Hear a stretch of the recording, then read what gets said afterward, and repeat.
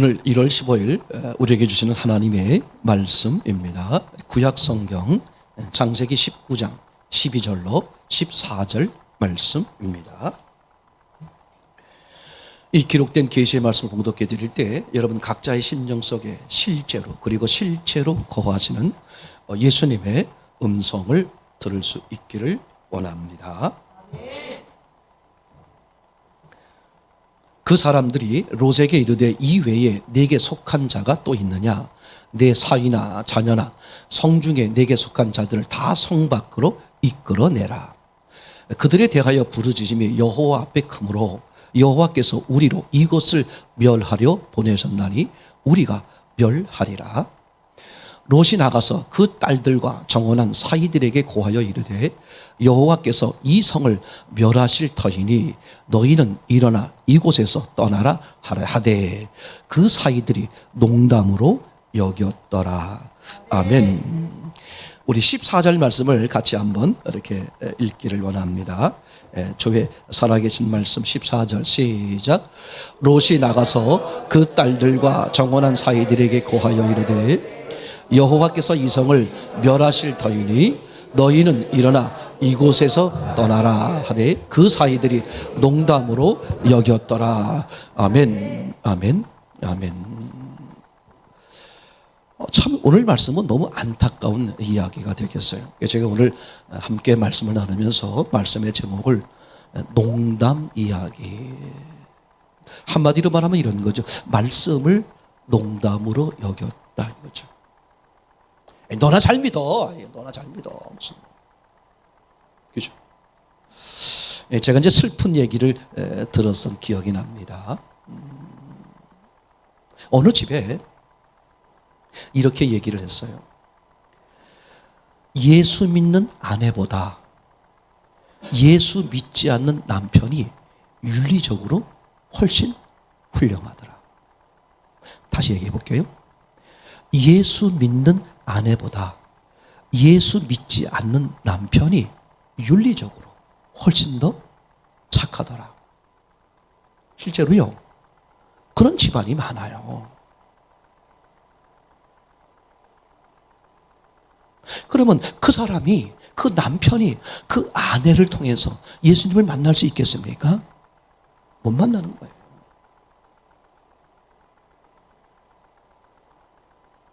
제가 예전에 직접 들었던 얘기, 아주 오래전에 예전에 직접 들었던 얘기. 나는 엄마가 교회에서 하는 것처럼 했으면 좋겠어. 그럼 교회에서의 엄마와 그리고 집에서, 삶에서, 사회에서의 엄마의 모습이 너무 다르게 보이는 거야. 그렇죠? 어떻게 신앙이 바르게 되겠어요? 그럼 그 아내나 그 엄마는 왜 그럴까? 들어보세요. 예수 믿는다고 말은 하고 있는데 말씀을 농담으로 여기는 거예요. 만약에 농담으로 여기는 삶이 죽는 그날까지 이어진다면 살아남을 사람은 아무도 없어. 망하지 않을 사람, 저주받지 않을 사람은 아무도 없는 거예요. 그게 실제 얼마나 무서운 얘기인데 그래요. 지난 한 주간은 네팔 신학교 강의하는 주간이었어요. 이번 달부터는 제가 한 달에 2주간씩 강의를 하게 됐어요. 그래서 이제 이번 주간 말고 다음 구정 주간에 또 이렇게 강의를 하게 되는데, 그날 그 주간, 제가 이번 주간 같이 강의를 나누고 있는데, 마침 그 단기 선교팀이 여러분들이 이렇게 오셨어요. 이렇게 오시다 보니까 무슨 일이 벌어졌냐면 이런 일이 벌어졌어.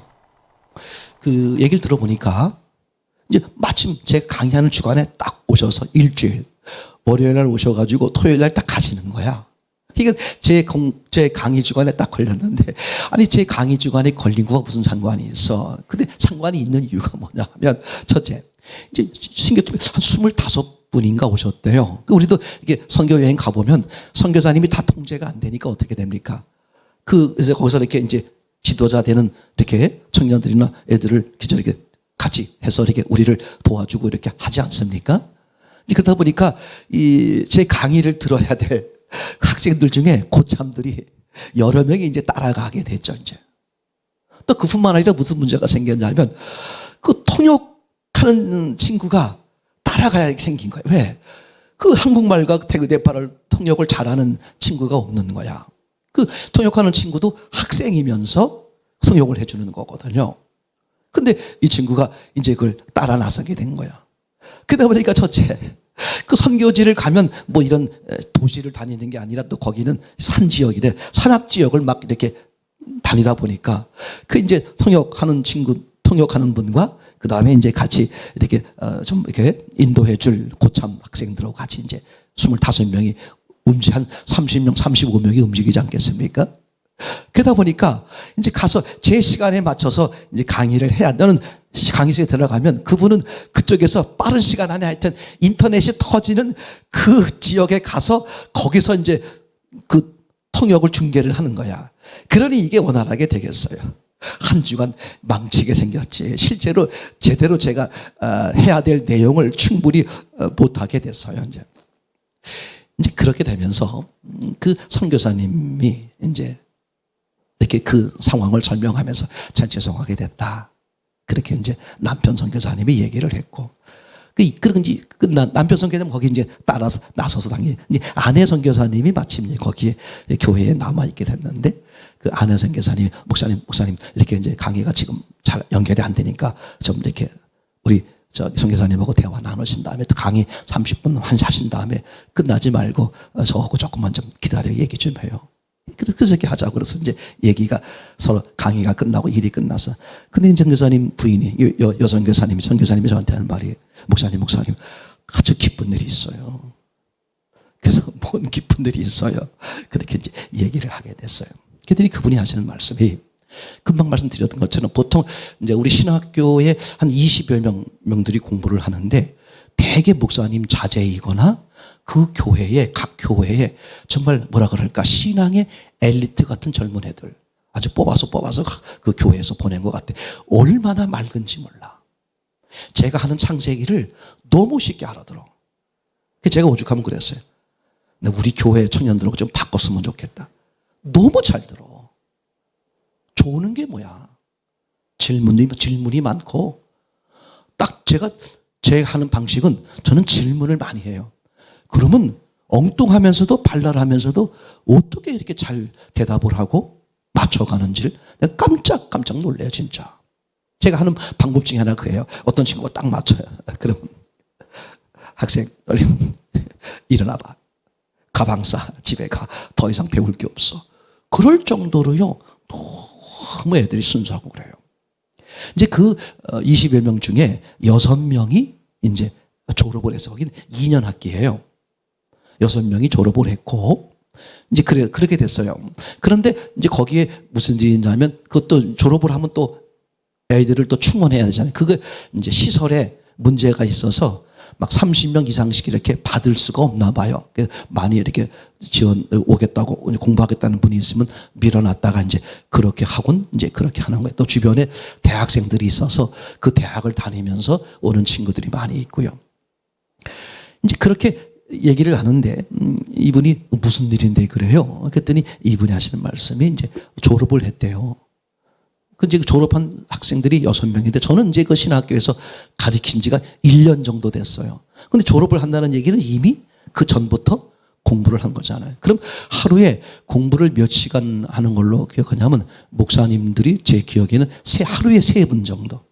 하루에 3분. 근데 보통 하는 시간이 2시간씩이니까 그 친구들 정말 오전에 대학 가서 공부하고 오후부터 저녁까지 계속 공부를 하는 거예요. 진짜 열심히 공부를 해요. 그러니 이제 그러면서 이제 많은 이제 목사님들로부터 이제 이렇게 강의를 듣고 뭐 몇 년을 특히 졸업하는 분들은 뭐 2년, 3년, 막 4년 이상 오래, 그때 이제 제대로 신학교가 정립이 안 됐을 때라서 많이 공부하고 이제 많은 목사님들에게 강의를 듣고 그랬을 거 아니겠습니까? 이제 그러면서 이제 얘기가 됐는데, 그 중에서 이제 졸업한 대표 중에 하나가 이 통역분이 졸업을 했어요. 근데 나이가 꽤 들었어요. 이분은 30몇 살인데 이렇게 한국에 왔다가 몇 년 동안 왔다가 돈 벌러 온 거지. 거기서 예수님을 만난 거예요. 그리고 거기서 이제 성경을 공부하고 네팔에 가서 신앙생활을 하다가 이 신학교를 알게 돼서 신학교에서 이제 하면서 한국을 잘하니까 통역을 이제 맡아서 지금 이제 하고 있는 친구인데 37인가 8인가 그래요. 근데 이제 처음으로 졸업생 대표로 그 이제 신학교에 있는 교회가 꽤 커요. 거기서 이제 설교 겸 간증을 시켰대요. 이 통역하시는 목사님이. 그랬어요. 그래서 근데 목사님 너무 기쁜 일이 있었어요. 뭔데 그러더니 그분이 아니 그렇게 오랜 동안 수많은 목사님들의 설교와 강의를 듣고 공부해서 졸업하지 않았느냐. 근데 그분이 그 사람이 빌립인데 빌립이 뭘 설교했는지 알아요? 그래서 창세기 목사님한테 배운 걸 했어요. 그러면서 그냥 그 교회가 뒤집어졌다는 거야. 막 감동이 되고 막 그 감동의 그 기쁨의 은혜가 막 쓰나미처럼 밀려오는데 그 선교사님 자신도 엄청 의뢰받고 뭐 상상 못할 정도로 그죠. 제가 이제 이 얘기를 왜 하는 거냐 하면 여러분 우리가 나누고 있는 이 말씀이 있잖아요. 이게 절대 하찮은 게 아니야. 저는 어떻게 하면 본질, 뼈대 핵심. 사람이 성공하고 실패하는 문제가 이 본질의 문제입니다. 속으면 안 돼요. 돈 때문이 아니야. 제가 저는 처음부터 이걸 하나님이 저에게 마음을 주셨기 때문에 아예 처음부터 시작할 때부터 나는 주변에 좋은 교회가 많이 있다. 어설프게 하실 분들은 주변에 좋은 교회 가서 하시라. 나는 정말 예수로만 떡이 말씀 안에 있다. 정말 말씀만 보고 말씀만 가지고 살 사람들은 우리 함께 하자. 그게 제 처음부터 목적이에요. 저는 그래서 막 교회가 부흥되게 하고 막 이런 능력도 없지만 그런 마음 한 번도 없었어요. 그렇지 않고 정말 단 한 사람일지라도 당신이 정말 말씀을 실제로 말씀만 가지고 살기를 원하느냐? 우리 그런 사람은 함께 하자. 그게 처음부터 이제 제가 생각이었어요. 근데 이제 그 선교사님이 하는 얘기는 자기도 놀랍다는 거예요. 제가 이 강의를 시작했을 때, 창세기 강의를 시작했을 때, 그분이요, 그 남편 선교사님이 가끔 이제 한국에 공부하러 와요. 그러면 얘기를 들어보면 깜짝 놀란다는 거야. 다른 분 강의는 듣지도 않는데, 목사님 강의할 때 되면 옆에서 듣는다는 거야. 지금 우리가 나누는 말씀, 여러분들이 가지고 있는 말씀이 절대 하찮은 게 아니다. 상상 못할 정도로 그죠? 능력을 가지고 있어. 정말 성경 속에서도 핵심이야. 이걸 가지고 있는 여러분들이 얼마나 그 말씀들을 하찮게 여기는지 몰라요. 여러분, 제가 이런 경험 많이 들었어요. 여러분들이 뭘 준비하지 않고 그냥 다른 분들하고 가서 다른 분들하고 다른 교회 다니시는 분들하고 성경을 나누어 보면 같이 말씀을 나누다 보면 여러분 스스로가 그 경험한다 그러잖아요. 내가 언제 이런 말씀을 정립했었지? 그죠? 말씀을 나누다 보면 상대가 얼마나 헛것 있고 잘못 알고 있고 잘못하고 있는지가 서로 얘기하다 보면 다 그게 통한다는 거예요. 제가 이 말씀을 드리는 것은 지금 여러분들이 여기와 앉아 있는 것이 이게 우연이 아니다. 하나님이 여러분들을 특별하게 뽑아서 정말 바른 말씀, 옳은 말씀 이걸 들을 수 있는 기회를 주시는 거다. 그렇게 사랑하신다는 것은 반대로 말하면 여러분들을 통해서 하고 싶은 일이 많다는 것이고 여러분들을 정말 기대하고 있다는 거야. 그러니 우리가 이 말씀을 만약에 우리 교회에서 이 말씀을 농담으로 여겨봐. 살아남을 수 있겠는가? 그걸 말씀으로 받을 때 상상 못할 일이 벌어지는 것 아니겠습니까? 그죠? 데살로니가 전서인가요? 2장 13절 말씀인데 데살로니가 전서 2장 13절 말씀을 같이 한번 봤으면 좋겠습니다. 시작. 이러므로 우리가 하나님께 쉬지 않고 감사함은 너희가 우리에게 들은 바 하나님의 말씀을 받을 때에 사람의 말로 아니하고 하나님의 말씀으로 받음이니 진실로 그러하다. 이 말씀이 또한 너희 믿는 자 속에서 역사하느니라. 아멘. 말씀을 들을 때 말로 들을 것이냐 말씀으로 들을 것이냐의 문제예요. 이게 얼마나 중요한지 몰라. 말씀으로 듣는 사람은 지금 9절 끝에 나와 있는 것처럼 그 말씀이 너희 속에서 역사하는 거예요.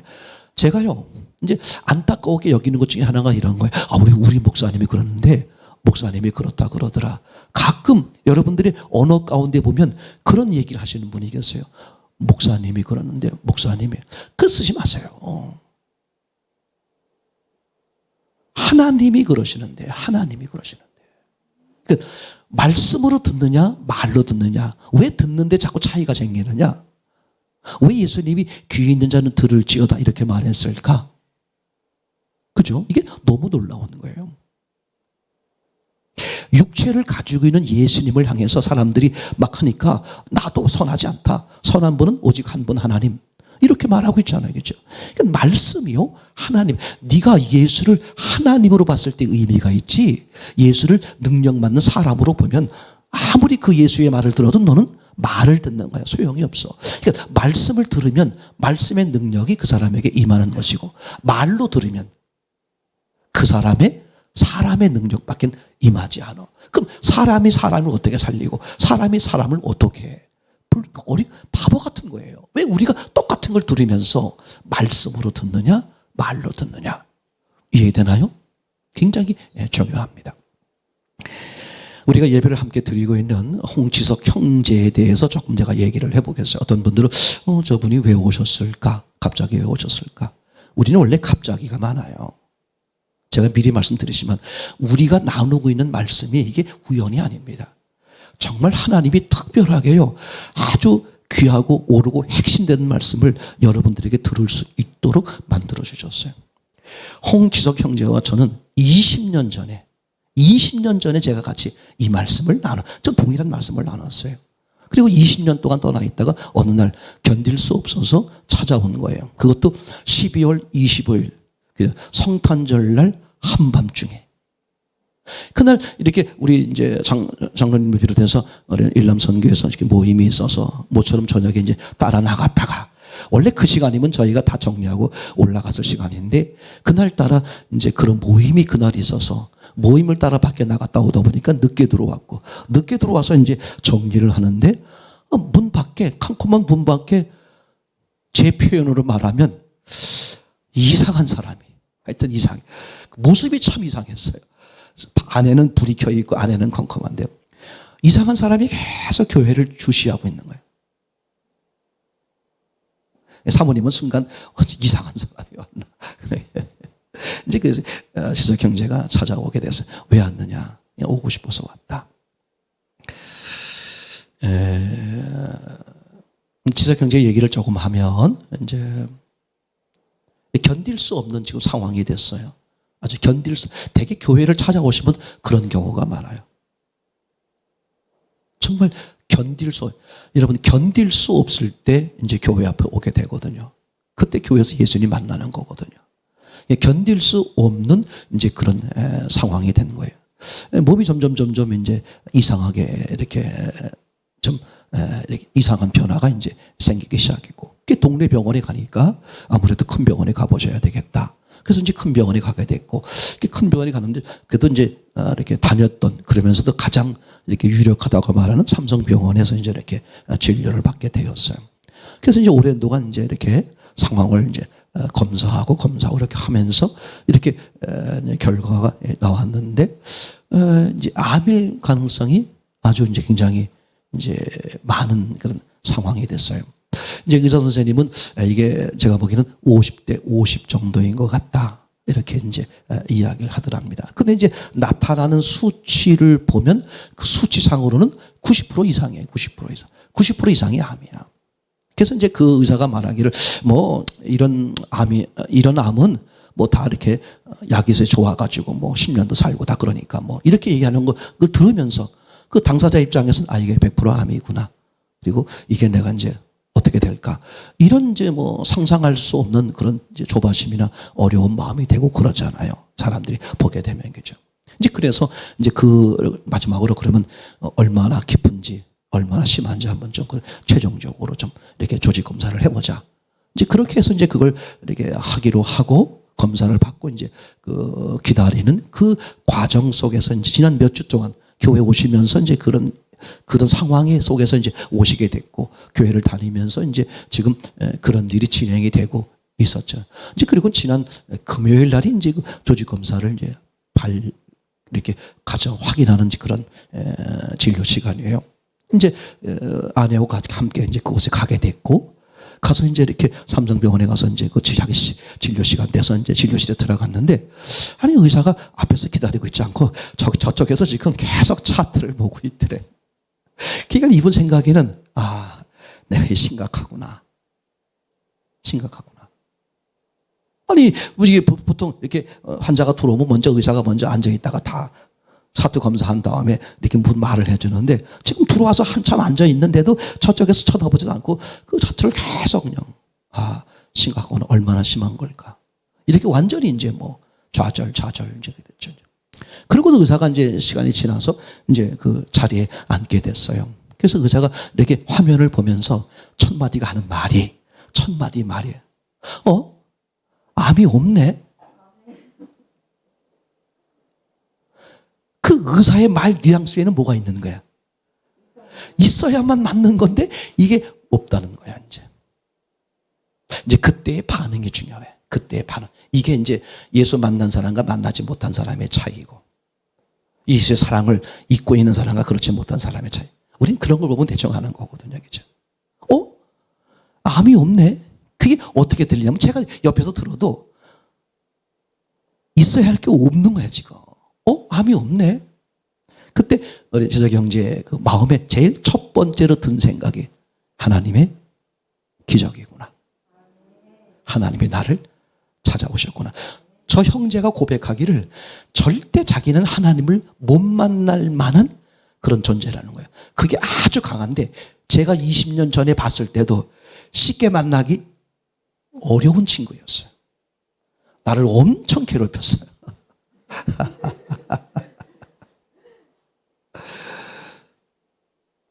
이제 그러면서 자기가 이제, 내가 예수님을 영접하게 됐다. 예수님을 이제 이렇게. 여러분 보세요. 20년 전에 들었던, 근데 왜 날 찾아왔을까? 자기 마음에 자꾸 드는 거야. 나는 자기 아내에게도 얘기를 했대요. 내가 만약에 문제가 있어서 뭐 그러면 나는 저 목사님을 찾아가야 된다. 그럼 목사님 때문에 그러겠냐 이거지. 목사님과 함께 나눴던 그 말씀. 여러분들 동의해요. 여러분들이 나누는 말씀이 여러분이 말씀임을 확신하고 나눌 때, 그때는 그죠? 무관할 수 있어. 근데 언젠가 그 말씀의 능력이 그 사람에게 나타난단 말이죠. 이건요, 너무나 확실한 얘기예요. 너무나 확실한 얘기. 이제 완전히 제가 볼 때는 제 형제 마음에 새로운 사람이 됐어요. 살면 여전히 그 모습 그대로 있겠지만, 그 이제 아내는 신앙생활을 안 하시는 분이에요. 집안은 옛날에 천주교 집안인데 본인은 뭐 천주교 내지 신앙하고는 아무 관련도 없고 그냥 이렇게 이제 열심히 사시는 이제 그런 착한 이제 분임에 불과하죠. 이제 그런데 이제 우리 지석이 형제가 이제 마음에 신앙생활을 계속해야 되는 것에 대한 어떤 이제 갈등이 있었던 것 같아요. 그래서 이제 아내에게 말을 하려다가 말을 하는 것보다는 편지로 하면 좋겠다. 그렇게 해서 이제 편지를 써서 누구에게? 아내에게 이제. 그 아내에게 보내면서 저한테 하는 말이, 내가 이게 아내에게 보내는 것을 목사님에게도 보냈으면 좋겠습니다. 저는 그게 어떻게 들렸냐면, 이게 하나님께 하는 고백이다. 그렇게 들려서 여러분하고 잠깐 좀 나누려고 합니다. 아내에게 보내는 편지. 내가 제일 사랑하는 당신, 요즘 내가 감사하는 마음이 저절로 많이 생겼다. 무엇보다 하나님께 감사하고 눈물도 그렇게 많이 나오고 내가 늙었나 보네. 당신이 수연이를 낳고 매일 잠도 못 자고 몸이 몹시 야위었던 시절이 생각난다. 젖 먹이며 사무실까지 와서 먹고 살겠다고 힘들게 일할 때 나를 많이 원망했겠구나 생각이 든다. 지석이 형제가 지금 세무사예요. 용산에서 하는데, 용산 세무사 협회장도 지낼 정도로 이제 집은 대치동에서 지금 살고 있고, 이 용산에 집이 따로 있다 그러더라고요. 세상 말로 말하면 부자예요. 나름대로 세상에서 성공한 사람이에요. 그죠? 근데 중요한 게, 저 형제를 보고도, 저 형제 고백을 들어보면 알잖아. 그게 자기 행복, 자기 삶을 책임지지 못하더라. 그죠? 그러니까 이제 처음 시작할 때 얼마나 어려웠겠어요. 그죠? 그때 이제 아내가 희생적으로, 그죠? 남편 사무실에 나와서, 세무사 사무실에 나와서 돕고, 지금은 뭐 직원들이 여러 명 있어가지고, 뭐 그냥 이제 그렇게 지내고 있습니다만. 아무튼,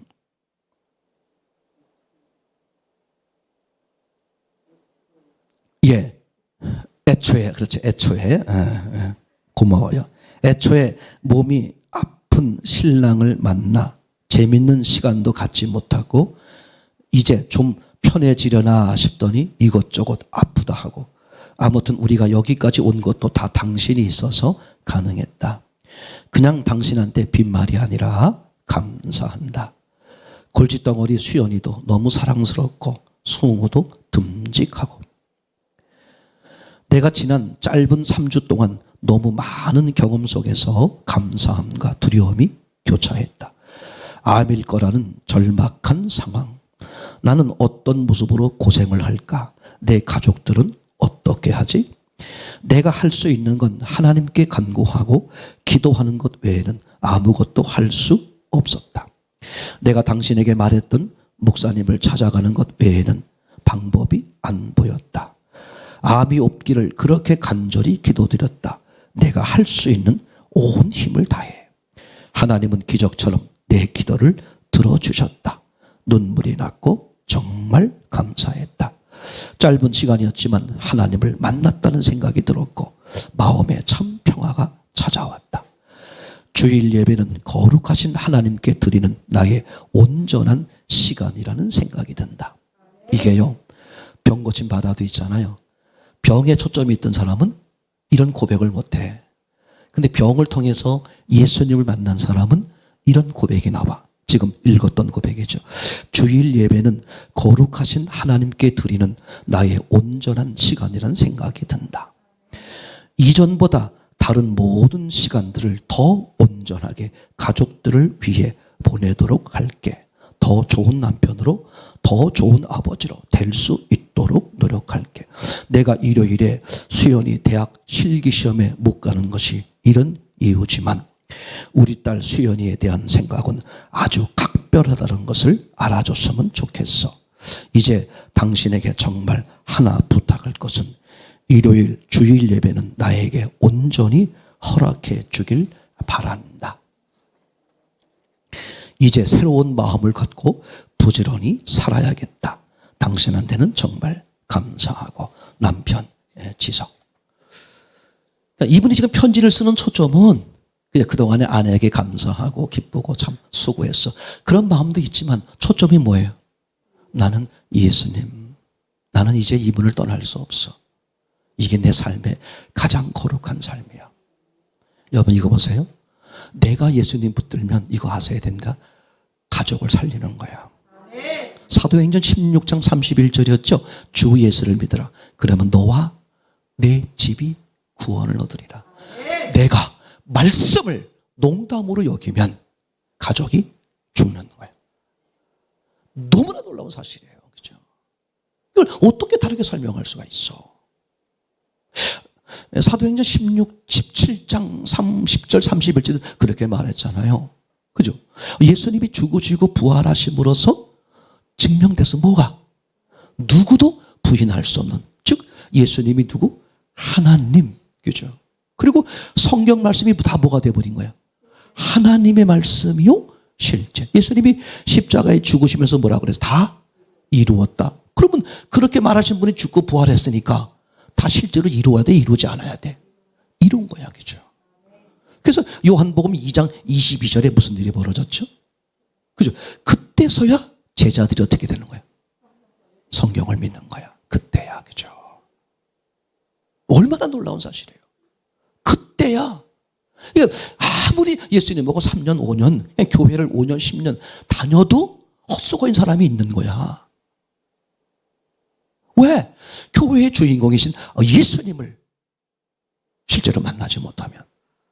그럼 실제로 만나면 그게 너무 내 어떤 거 달라, 내 저거와 상관없이 저절로 달라져요. 사도행전 1장 8절이잖아요. 오직 성령이 너희에게 임하면 권능을 받고, 수동태야. 성령이 임하면 거기에 따른 권능이 능력이 따라와. 무슨 능력? 첫 번째 능력, 영원히 죽지 않는 능력. 그리고 삶의 이 자신감이 달라져. 용기가 달라져. 삶을, 세상을 보는 눈, 시각이 달라지는 거야. 그죠? 이게 어떤 것도 나를 지배하지 못해. 주님 외에는 말이죠. 왜? 이 세상에서 강한 주님이 나를 책임지고 나와 함께 계시니 세상의 어떤 것들이 나를 그죠? 바깥에서 꼬드기고 나를 넘어뜨리려고 거짓되게 할 뿐이지 나를 건들지 못한다. 그죠? 이게 너무 확실한 거잖아요. 자, 결론입니다. 간단한 거예요, 여러분. 동일하게 역사하시는 하나님. 그죠? 그 빌립 형제가 그 수많은 목사님들의 설교와 강의를 오랜 동안 그렇게 배웠음에도 불구하고 아니 내가 한 말에 선교사님이 집착하는 얘기야. 자기가 직접 들으면서 목사님의 그 가르침을 그걸 설교하고 간증하더라. 교회가 다 뒤집어졌다는 거예요. 그냥 은혜가 넘치가. 말씀이 얼마나 우리가 나누는 말씀이 얼마나 강력해. 20년 전에 들은 말씀인데 그죠? 그 말씀이 살아 움직였단 말이야. 다 마찬가지야. 내가 삶이 어땠고 뭐 내 인간성이 어떻고 뭐 얼마나 악하고 초하고 지금까지 가장 못된 삶을 살았더라도 지금부터라도 그 예수님 앞에 맞습니다. 나 굴복합니다. 예수님 새롭게 이 그 순간 내가 진짜 고백하는 단 1초의 순간에 내 과거의 삶은 싹 없어져 버려. 얼마나 말씀에 놀라운 능력이에요. 딱 하나야. 두 가지 바라보지 마. 그 바보야. 제일 멍충이야. 특별히 결혼하기 전인 분들 있잖아요. 믿음의 시각으로 보세요. 인생이 완전히 달라져. 너무 놀라운 거야. 말씀을 지세요. 말씀만 따라가세요. 말씀 안에 돈이 있다 그랬죠? 아멘? 말씀 안에 돈이, 말씀 안에 떡이 있는 게 확실합니다. 아멘? 말씀 안에 기억하세요. 신랑이 있고 말씀 안에 색시가 있어. 말씀 안에 자식이 있는 거야. 말씀 안에 모든 게 다 있어요. 말씀을 농담으로 여기면 나도 망하고 내 주변도 망해. 그죠? 말씀을 뭘로 여겨? 실제 말씀으로 여기면 그 말씀이 내 속에 들어와 뭐 한다? 역사한다. 그죠? 우리 데살로니가전서 2장 13절 마지막으로 보겠습니다.